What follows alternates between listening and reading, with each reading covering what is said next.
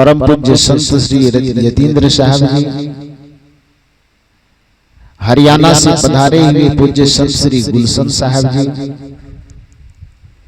एवं मंच पर विराजमान परम वंदनीय संत समाज, इस परिवर्तक स्थल पर उपस्थित अध्यात्म प्रेमी सज्जनों तथा देवियों, अभी इस मंच के माध्यम से, गुरुजनों के माध्यम से आध्यात्मिक ज्ञान से ओतप्रोत विचारों को श्रवण कर रहे थे। मनुष्य इस संसार में अपनी समझ के अनुसार हर चीज को सुंदर बनाना चाहता है। वह सुंदर वस्त्र पहनना चाहता है, सुंदर घर में रहना चाहता है, सुंदर भोजन करना चाहता है, सुंदर आसन पर बैठना चाहता है। वो हर चीज सुंदर बने, इसका प्रयास तो अपने रुचि के अनुसार वह करता है। लेकिन हमारा जीवन सुंदर बन सके, इसके लिए वह प्रयास नहीं करता है। हर चीज हमारे जीवन में सजा हुआ हो, इसके लिए वह प्रयास करता है। लेकिन हमारा जीवन भी सज जाए, इसके लिए वह कभी प्रयास नहीं करता है। अभी परम पूजनीय श्री समता साहब जी के द्वारा जो बातें हम सबों से कही जा रही थी, वह इसी ओर सूचित कर रहे थे कि हम सब चीज सजाते हैं, सब चीज संवारते हैं, जीवन को नहीं सजा पाते। जीवन किस चीज से सजेगा? जीवन सजेगा मानवीय सद्गुणों के फूल से। मानव है हम तो निश्चित रूप से हमारे अंदर मानवीयता का गुण होना चाहिए। इंसान हम हैं तो निश्चित ही हमारे अंदर इंसानियत का गुण होना चाहिए। मनुष्य हम हैं तो स्वाभाविक रूप से हमारे अंदर मनुष्यता का गुण होना चाहिए। आज मनुष्य के पास हर एक प्रकार की समृद्धि उसके पास आ रही है। उसका खान पान का स्तर सुधर रहा है, ओढ़ावा पहनावा का स्तर सुधर रहा है, बोली विचार भाषा का स्तर सुधर रहा है, रहन सहन का, ओढ़ावा पहनावा, हर एक चीज का स्तर सुधर रहा है। लेकिन दुर्भाग्य है कि हर एक चीज के स्तरों में, सुविधाओं में बढ़ोतरी होने के बावजूद भी मनुष्य के जीवन के स्तर पर यदि देखा जाए तो जीवन के स्तर में कोई सुधार नहीं देखा जा रहा है।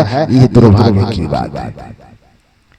और जीवन के स्तर में सुधार हो, इसके लिए मनुष्य प्रयास करता नहीं। लेकिन इस दुनिया में आध्यात्मिक चेतना से संपन्न लोगों ने अपने जीवन को संवारने के लिए तो प्रयास किया ही, और साथ साथ सामाजिक जीवन को भी सुधारने का जिन्होंने प्रयास किया, वही लोग सत्संग का आयोजन करते हैं, सत्संग करवाते हैं, सत्संग करते हैं, और सत्संग सुन करके अपने मन और इंद्रियों को इतना सजाते हैं जिससे उसका जीवन सजता हुआ दिखाई देता है। बाकी दुनिया के अधिकांश आदमी केवल वह बाहर से आदमी दिखता है। राष्ट्रकवि दिनकर का नाम आप लोग सुने होंगे। एक बार दिनकर जी से पूछा किसी ने कि आज मनुष्य इतना सभ्य दिखाई देता है, इनके जो विकास हुए लोह युग, पाषाण युग से लेकर के अभी तक एटम बम, अणु बम, परमाणु बम तक की स्थिति में पहुंच गया है। अंधकार युग से चलते चलते चलते चलते अभी ये लोग सॉफ्टवेयर की दुनिया में जीना शुरू कर दिया है, तकनीकी वैज्ञानिक दुनिया में जीना शुरू कर दिया है। तो दिनकर जी एक बात बताइए, आप ये 2000 वर्ष 5000 वर्ष पहले के मनुष्य में और अभी के मनुष्य में जब आप देखते हैं, दोनों का मूल्यांकन करते होंगे, तो दोनों में आपको विकास का जो अंतर दिखाई देता है वो क्या दिखाई देता है? राष्ट्रकवि दिनकर ने कहा कि देखो, हमारे यहाँ कुछ विकासवादी सिद्धांत को मानने वाले लोग हैं, उनका कहना है कि ये मनुष्य के जो पूर्वज थे वो बंदर थे। बंदरों से ही विकसित होते होते होते होते होते आज हम ये मनुष्य का थोड़ा बहुत शकल पाए। विकासवादी सिद्धांत डार्विन उस विकासवादी सिद्धांत के बहुत बड़े प्रयोक्ता हुए। डार्विन की यह मान्यता है कि मनुष्य एकाएक मनुष्य नहीं बना है, वस्तुतः ये बंदरों के वंशज से कन्वर्ट होते होते बदलते बदलते ये मनुष्य का एक शकल पा गया है। डार्विन यही कहता है। हालांकि कुछ विचारक कहते हैं कि ये होना संभव नहीं है, क्योंकि यदि ऐसा होता तो फिर आज बंदर अलग और मनुष्य अलग अलग नहीं दिखाई देते। जब मनुष्य विकसित हो गया तो फिर बंदर बचा नहीं रहना चाहिए। यदि बंदर भी आज मौजूद है और मनुष्य भी मौजूद है, दोनों की उत्पत्ति का आधार, दोनों की उत्पत्ति का तरीका अलग अलग है, तो इससे यह मानना शायद कहीं सटीक नहीं बैठता है कि बंदर से हम मनुष्य बने होंगे। ये समझ से परे लगता है। लेकिन डार्विन की यह मान्यता है, तो उस डार्विन की मान्यता को, विकासवादी मान्यता को आधार बना करके राष्ट्रकवि दिनकर ने कहा कि यदि डार्विन के उस विकासवादी सिद्धांत को मान लिया जाए कि मनुष्य पशु की श्रेणी से बनते बनते बनते बनते धीरे धीरे मनुष्य की आकृति पाया है, तो हम उस अंधकार युग से और अभी इस वैज्ञानिक युग की तुलना करें तो इतना परिवर्तन दिखाई देता है कि पहले मनुष्य यदि बंदर रहा होगा तो इसके भी पूंछ रहे होंगे, इसके भी पूरे शरीर में रोआ रहा होगा। तो अभी जो बदलाव दिखाई देता है, इतना सा बदलाव दिखाई देता है कि झड़े पूंछ इसका झड़ गया। ये बदलाव, ये परिवर्तन दिखाई दे रहा है। झड़े पूंछ एक परिवर्तन, झरे रोमांच, रुआ झड़ गया। रुआ समझ रहे हैं? शरीर के बाल। पहले शरीर में पूरे बाल भरे होंगे तो सब एकदम जामवंत जी के चचेरे भाई लगते होंगे। हाँ, लेकिन धीरे धीरे धीरे धीरे रुआ खत्म हो गया तो आज देखने में थोड़ा चिकना चुपड़ा लग रहा है, थोड़ा सा बढ़िया लग रहा है, चमकीला। तो राष्ट्रकवि दिनकर कहते हैं कि बस इतना सा अंतर आया कि झरे पूंछ एक अंतर, झड़ गए रोमांच ये दूसरा अंतर, ये दो अंतर दिखाई देता है। लेकिन इतना बात याद रखो कि आज संपूर्ण बदलाव जो होना चाहिए मनुष्य में वह नहीं दिखाई दे रहा है। दिनकर जी कहते हैं कि झरे पूंछ, झड़ गए रोमांच, पशुता का झरना बाकी है, बाहर से तो सवर गए अंदर का सवरना बाकी है, बाहर से तो सवर गए अंदर का सवरना। बाहर से हम सज गए, अंदर का सजना अभी भी बाकी है। बाहर से हम आकृति से मनुष्य बन गए, लेकिन प्रकृति से हम अभी तक मनुष्य नहीं बन पाए। आकार से हम मनुष्य बन गए, लेकिन विचार, व्यवहार और संस्कार से हम मनुष्य नहीं बन पाए। जिसके कारण से होता क्या है कि आज मनुष्य के शरीर में रहते भी मनुष्य हैवानियत पर उतर आता है, वह पशु से भी बदतर जीवन विचार संस्कार में जीता है। हम लोग एक भजन में बड़ा सुंदर गाते हैं, वो भजन है, लग गया है ग्रहण आदमी को, आदमी से जलन आदमी को। आज आदमी की शक्ल पाकर के भी आदमी आदमियत में नहीं जी रहा है, उसकी बुद्धि में ग्रहण लग गया है। और याद रखिए कि जब किसी की बुद्धि और विचार में ग्रहण लगता है, अर्थात बुद्धि उसकी भ्रमित होती है, तब क्या होता है? उसके सर्वनाश की घटना शुरू होती है। गोस्वामी जी ने भी बड़ा सुंदर कहा है कि जाहि विधि दारुण दुख दिन्हा, ताकर पहल मति हर लिन्हा। इस संसार में जिसको भी विधाता, हालांकि विधाता कोई सुख दुख देता नहीं, लेकिन गोस्वामी जी चूंकि उस विधाता को मानने वाले हैं तो उसकी लेखनी तो विधाता के बगैर चलेगी। तो गोस्वामी जी उस विधाता को साक्षी मान करके कहते हैं कि जाहि विधि दारुण दुख दिन्हा, ताकर पहले मति हर लिन्हा। जिसको भी इस संसार में दुख आना होता है तो उस दुख आने का सबसे पहला लक्षण यह होता है कि उसकी बुद्धि भ्रष्ट हो जाती है, बुद्धि में दोष आ जाता है। विचार में दोष आ जाता है, स्वभाव में दोष आ जाता है। और जिसके विचार में, व्यवहार में, स्वभाव में दोष आने लगे तो सबसे पहले उसकी क्या बिगड़ती है? भाषा बिगड़ती है, वाणी ही नहीं बिगड़ेगी। क्रोध आता है तो क्रोध के समय में क्या बिगड़ता है? भाषा बिगड़ता है। जब भी हमारे मन में कोई विकार आता है तो जैसे बुखार लगने पर यह पहचान होती है कि किसी के शरीर में बुखार आ गया, इससे का मतलब यह कि उसके शरीर का तापमान बढ़ जाएगा, तो लक्षण हो ना। उसी प्रकार से जब दुख आना होता है तो लक्षण यह प्रकट होता है कि किसी का जो बुद्धि है वह बिगड़ जाता है। अब बुद्धि बिगड़ गई है, इसकी पहचान क्या है, इसका लक्षण क्या है? तो उसका सबसे बड़ा लक्षण है कि उसकी जुबान, उसकी भाषा बिगड़ जाती है। जिसके भाषा से निंदा निकलने लगे समझना कि पतन का दरवाजा उसका खुल गया है। जिसके भाषा से झूठ निकलने लगे, अनावश्यक किसी को झगड़ाने लड़ाने की बात निकलने लगे, समझ जाना कि चाहे वो कितना भी धनवान, पदवान, विद्वान हो, उसके पतन का रास्ता खुल गया है।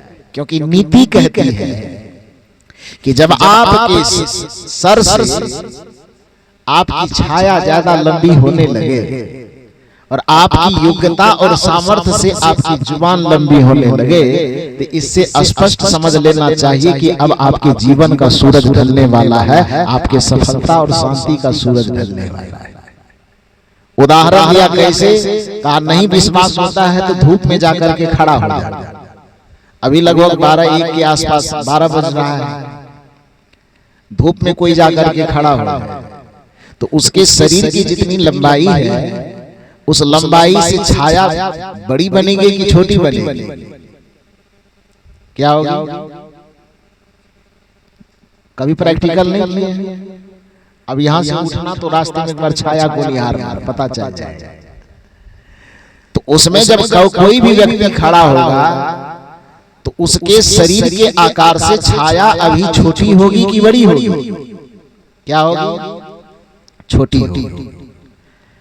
4-5 बजने का जिस समय वक्त होगा, सूरज एकदम पश्चिम दिशा में जाकर के ढलने की स्थिति में आ जाएगी, उस समय कोई व्यक्ति धूप में जाकर के खड़ा होगा तो उस समय छाया की लंबाई उसके शरीर के बराबर, छोटी या बड़ी क्या होगी?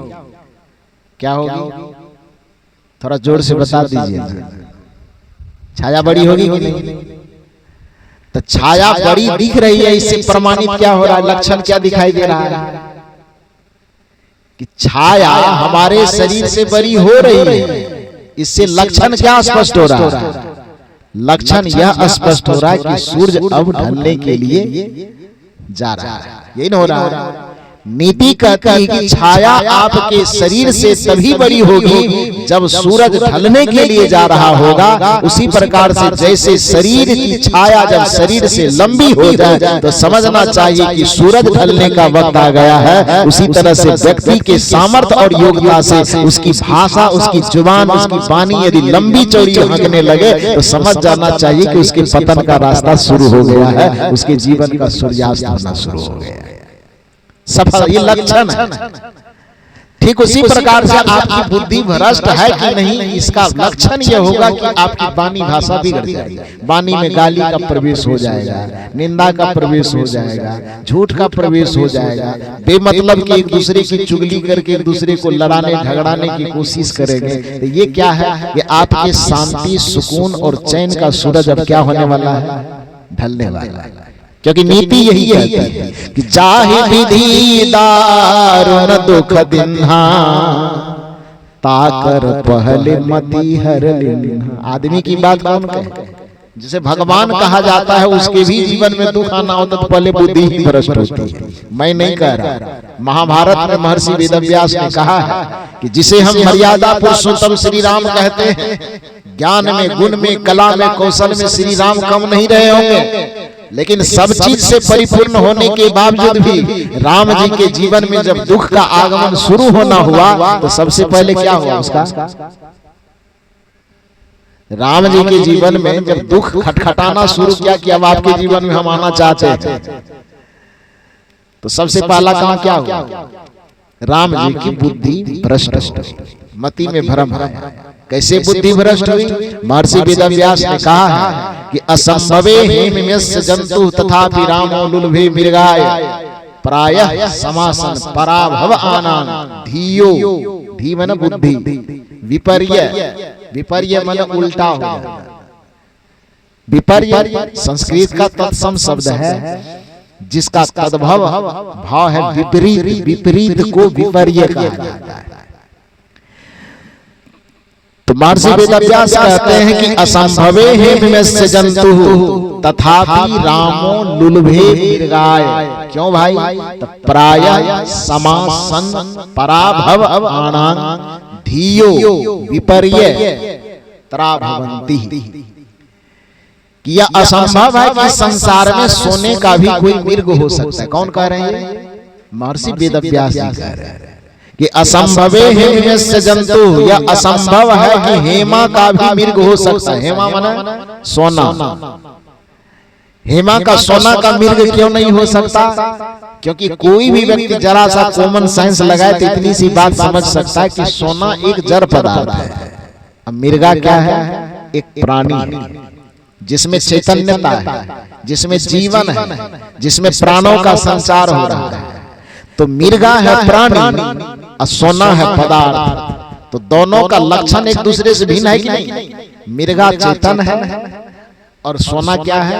जड़ है। तो यह असंभव है। असंभवे हेमयस्य जंतु। महर्षि वेदव्यास कहते हैं कि असंभव है कि सोने का कोई मृग होगा, क्योंकि मृगा प्राणी है और सोना पदार्थ है। तो पदार्थ बदल करके कभी प्राणी नहीं हो सकता और प्राणी कभी बदल करके पदार्थ नहीं हो सकता।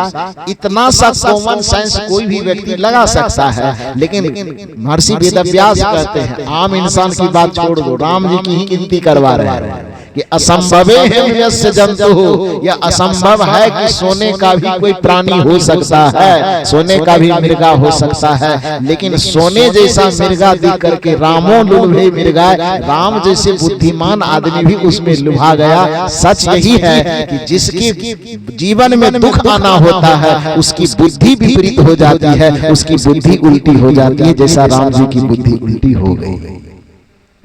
तो इससे प्रमाणित यह होता है कि जब भी किसी के जीवन में दुख आना होता है, परेशानी आनी होती है, तो उसकी बुद्धि में भ्रम लग जाता है। आज दुनिया के अधिकांश मनुष्यों के जीवन में मति में, बुद्धि में बस यही भ्रम की स्थिति लग गई। भजन क्या करी यही कहती है, लग गया है ग्रहण आदमी को, आदमी से जलन आदमी को। परिणाम यही निकल रहा है कि बुद्धि में भ्रम होने के कारण, मति में भ्रम होने के कारण जो मनुष्य एक दूसरे से प्रेम करने के लिए पैदा हुआ था, जो मनुष्य एक दूसरे की पीड़ा बांटने के लिए पैदा हुआ था, जो मनुष्य एक दूसरे को हृदय से लगाने के लिए पैदा हुआ था, जो मनुष्य एक दूसरे का भला चाहने के लिए, एक दूसरे का अच्छा चाहने के लिए जन्म लिया था, आज वह मनुष्य एक दूसरे की बुराई चाहने में ही अपना जीवन खपा देता है। एक दूसरे को सम्मान देने की बात तो दूर, दूसरे को नीचा दिखाने और जलील करने में ही अपना जीवन खपा देता है। दूसरे का भला चाहने की बात तो दूर, दूसरे की सफलता के मार्ग में हमेशा कांटे बिछाने की फिराक में रहता है। ये मनुष्य की मति में भ्रम नहीं लगना तो और क्या हुआ कि नहीं? लग गया है ग्रहण आदमी को, आदमी से जलन आदमी को। परिणाम क्या है? घर जले क्या जले बस्तियां भी, कौन देगा कफन आदमी को। आदमी के शहर में ये महात्मा लोगों को ज्ञान की ज्योति जला जला करके 12 बजे दिन में ढूंढना पड़ता है।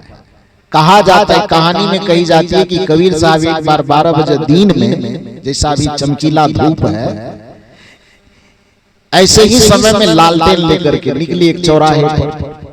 तो कबीर साहब तो खैर कुछ ऐसा काम उठपटांग करते थे कि लोग के मन में कम से कम सवाल पैदा हो कि ऐसा ये क्यों कर रहे हैं।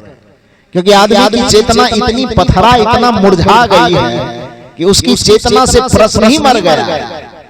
खास करके धर्म के जगत में, अध्यात्म के जगत में तो व्यक्ति प्रश्न करना भी पाप मानता है। बस यहाँ तो चलते मानो तो देव न तो पत्थर, विश्वास फलदायक, खाली विश्वास कर लो आंख मूंद करके। पंडित ने जो कह दिया, पुरोहित ने जो कह दिया, ओझा ने जो कह दिया, जंतरिया ने जो कह दिया, मंतरिया ने जो कह दिया, तब अभी हमारी साहब जी बता रही थी वास्तु दोष वाले जो कह दिया, घर का खिड़की इधर से घर तोड़ दो, अपना बुद्धि विवेक कहीं गिरवी रख करके आ गया, और जैसा जैसा वो सामने वाला बताता वैसा वैसा करते। दिन कोई भी हो पवित्र है। यदि किसी दिन को हम खराब कहते हैं तो तूने जिस भगवान को तू कहते हो कि तेरे सृष्टि बनाया है, क्या उस भगवान को अकल नहीं था भाई कि उसने सृष्टि में कुछ खराब चीज भी बना दी? जब कहते हो भगवान ने समय बनाया, भगवान ने दिन बनाया, भगवान ने रात बनाया, भगवान ने सब चीज बनाया, तो भगवान के बनाए हुए चीज में भी तू कमी निकाल रहा है, तू कैसा भगवान का मानने वाला भक्त है भाई? दिन कोई खराब नहीं होता, समय कोई खराब नहीं होता। हाँ, आपका चरित्र विचार व्यवहार यदि खराब हो जाए तो अच्छा चीज भी खराब हो जाएगा, और यदि आपका चरित्र विचार व्यवहार और संस्कार उत्तम हो जाए तो बुरे जगह भी आपके लिए अच्छे हो जाएंगे। जगह खराब नहीं होता है, बल्कि व्यक्ति का स्वभाव और संस्कार खराब होता है। यदि व्यक्ति, कुछ लोग तो यहाँ तक कहते हैं कि नाम जो रखे हैं आप, नाम की राशि खराब। अरे नाम की राशि यदि खराब है तो राकम राम एक राशि है, राकम रावण एक राशि, तो राशि दोनों की एक है। राम की राशि रावण की राशि अलग अलग है कि एक है? क्योंकि रावण की शुरुआत र अक्षर से होती है और राम की शुरुआत र अक्षर से होती है, तो दोनों की राशि एक हुई कि अलग अलग? तो एक ही समय में एक ही जगह पर राम जीत कैसे गया और रावण हार कैसे गया? सवाल होगा कि नहीं होगा? आवाज थोड़ा ठीक करो तो भैया, बाजा का आवाज बढ़ा दो थोड़ा सा। बोलिए सदगुरुदेव की।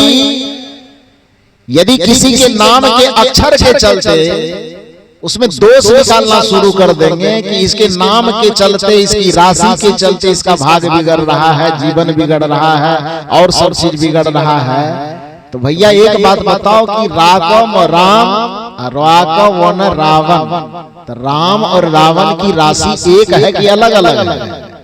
एक है ना। तो रावण हार कैसे गया, राम जीत कैसे गया? क्यों जीता, क्यों हार? यदि राशि से ही कोई फर्क पड़ता है तो कृष्ण और कंस की राशि एक है कि अलग अलग है? यदि राशि से ही कोई फर्क पड़ता है तो गांधी और गोडसे की राशि अलग अलग है कि एक है? गांधी और गोडसे दोनों में नाम का जो अक्षर है, शुरुआती अक्षर एक जैसा है कि अलग अलग है? यदि नाम से ही और राशि से ही कोई फर्क पड़ता है तो ओसामा में और ओबामा के राशि में अलग अलग भेद है कि अंतर है कि एक है?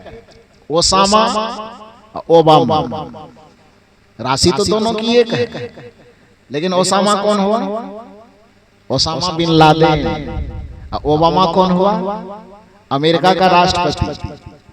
ओसामा मारा जाता है, ओबामा जिस समय अमेरिका के राष्ट्रपति थे पाकिस्तान से खोज करके ओसामा बिन लादेन को मार दिया और जाके समुद्र में फेंक दिया, उसको हड्डी गुड्डी का पता भी नहीं लगा। तो जब राशि से ही हम तुलना करेंगे कि राशि से व्यक्ति अच्छा और बुरा होता है, तो ओसामा और ओबामा दोनों की राशि एक है। एक महा आतंकवादी है, एक इस धरती की जो सबसे बड़ी विश्व शक्ति के रूप में उभरा हुआ राष्ट्र है, उस अमेरिका के राष्ट्रपति है। तो दोनों के व्यक्तित्व में अंतर है कि नहीं है? तो यहाँ राशि कौन काम करती है? गांधी और गॉडसे की राशि दोनों की एक है, लेकिन एक को दुनिया राष्ट्रपिता कह करके पुकारता है, तो दूसरे को इसी भारत देश की संस्कृति, इसी देश की न्याय व्यवस्था ने फांसी पर लटका दिया, वो गांधी की हत्या करने के कारण। लटकाया गया नहीं। तो जब राशि ही सब चीज महत्वपूर्ण भाव रखता है, महत्व रखता है, तो फिर ये दोनों में से एक राशि मारा चला गया, एक को सरकार मन फांसी पर क्यों लटका दिया? कृष्ण और कंस दोनों की राशि जब एक है तो फिर कृष्ण इतने महान क्यों होंगे? कंस को इतना दुष्चरित्र, इतना दुष्ट क्यों कहा जाता है कि आज युगों बीत जाने के बावजूद भी कोई भी आदमी अपने बच्चे का नाम कंस नहीं रखना पसंद करेगा? रखता है क्या? यदि राशि जीवन में बहुत ज्यादा महत्वपूर्ण चीज है तो राम और रावण दोनों की राशि एक होने पर भी रावण अपूज्य क्यों है? रावण घृणा की दृष्टि से क्यों देखा जाता है और राम पूज्य क्यों माना जा रहा है? वह आदर्श के रूप में क्यों देखा जा रहा है? इससे स्पष्ट होता है ये तंत्र के नाम पर, जंत्र के नाम पर, मंत्र के नाम पर, राशि के नाम पर, ग्रह के नाम पर, लक्षण नक्षत्र के नाम पर आदमी को केवल इस संसार में बेवकूफ बनाया जाता है। वस्तुतः राशि अपने आप में कोई मायने नहीं रखता है। व्यक्ति का कर्म, विचार, व्यवहार और संस्कार मायने रखता है। जो सत्संग में आकर के अपने विचार, व्यवहार, संस्कार को संवार लेता है, चाहे वह किसी भी नाम का हो, किसी भी राशि का हो, उस व्यक्ति का जीवन धन्य हो जाता है और उसके जीवन से लाखों लोगों को लाभ। लग गया है ग्रहण आदमी को, आदमी से जलन आदमी को, घर जले क्या जले बस्तियां भी, कौन देगा कफन आदमी को। ऐसी स्थिति आज संसार की आ गई है। ऐसे ही स्थिति से भरे हुए संसार में सदगुरु कबीर साहब एक बार 12 बजे दिन में लालटेन लेकर के निकले, क्योंकि कबीर साहब कहते हैं कि किसी तरह से कोई प्रश्न तो करे, क्योंकि धर्म जगत में प्रश्न करने को पाप माना जाता है। आंख मूंद लो, जो सामने वाला कह रहा बस उसकी बात को मानो। ये आंख मूंद करके मान लो कि इसमें से बहुत सारे लोग हैं अभी कुंभ नहाने तो नहीं गए होंगे। अब धर्म का जो अपने आप को कोई ठेकेदार कहता है, टीवी चैनल पर आकर के कहा कि कुंभ में जो नहीं पहुंचेगा उसको राष्ट्रद्रोही मानना चाहिए। अब बताओ, अब पूरे छत्तीसगढ़ के लोग उठ करके चले जाए तो सब वहां धनिया की चटनी बन जाएगा कि नहीं बन जाएगा? लगा है। और नहीं जाए तो धर्म की गद्दी पर बैठ करके वहां से वो पुकार करके चिल्ला करके, पुकारना तो थोड़ा सभ्य भाषा, चिल्लाना कहिए, वो चिल्ला करके कह रहा है कि जो नहीं पहुंचेगा वो देशद्रोही कहलाएगा। ये कोई भाषा है? इसका कोई मतलब है कि किसी को हो सकता है किसी कारण से न जा सके, चाहे उम्र के कारण, अवस्था के कारण, या मन में इच्छा ही ना हो, न जाए वहां, न डुबकी लगा तो वो देशद्रोही कैसे हो जाएगा? धर्म की गद्दी पर बैठ करके आदमी के मुंह से लगता है कि हम जो कुछ निकाल रहे हैं। बहुत सारे ऐसे अंधभक्त, कहिए भक्त मत कहिए, बहुत सारे ऐसे अंधभक्त हैं जो आंख कान मूंद करके जब वहां से जो चीज बोली जाती है उसको सिर माथे पर उठा करके रख लेते हैं।